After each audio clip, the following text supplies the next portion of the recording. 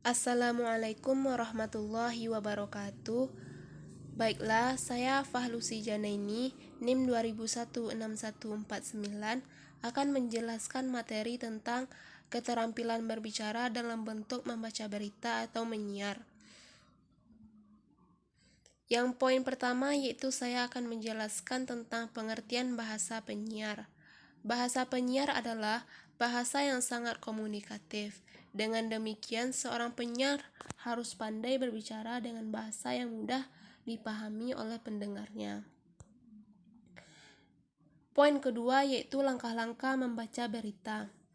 Dalam membaca teks berita, ada beberapa hal yang perlu diperhatikan guna mencapai hasil dan manfaat yang maksimal, diantaranya sebagai berikut. Yang pertama yaitu pemahaman terhadap berita yang akan disampaikan. Dalam hal ini, sebelum kita membacakan untuk orang lain, kita harus memahami benar isi berita yang akan kita bacakan. Yang kedua yaitu sampaikanlah isi berita secara utuh. Yang ketiga, penggunaan volume suara yang dapat menjangkau seluruh audiens atau pendengar. Yang keempat, penerapan intonasi dan artikulasi yang tepat dalam membacakan kalimat-kalimat berita, sehingga tidak menimbulkan kesalahan penafsiran. Yang kelima yaitu memberikan penjedaan yang tepat antar kalimatnya. Di sini hasil dan manfaat yang maksimal tersebut artinya pendengar dapat memahami isi berita yang kita sampaikan tanpa adanya kesalahpahaman tafsir dan kesulitan-kesulitan lain. Poin ketiga yaitu naskah berita. Naskah berita adalah informasi mengenai sebuah kejadian atau suatu hal yang akan terjadi dan menjadi perbincangan hangat di kalangan masyarakat dalam penyampaian melalui koran, siaran televisi, radio, ataupun majalah. Naskah berita mengandung unsur materi tentang perkembangan secara singkat dan jelas, sehingga untuk mendapatkan informasi tersebut dengan mudah didapatkan.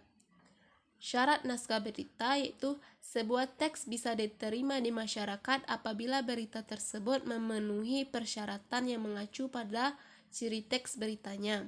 Berikut ini ulasan tentang syarat teks berita sebagai berikut. Yang pertama yaitu fakta atau faktual. Fakta atau faktual merupakan sebuah peristiwa yang nyaman sehingga peristiwa tersebut akan disampaikan nyata, maka yang akan menjadikan berita dengan efektif dan jelas. Yang kedua yaitu aktual.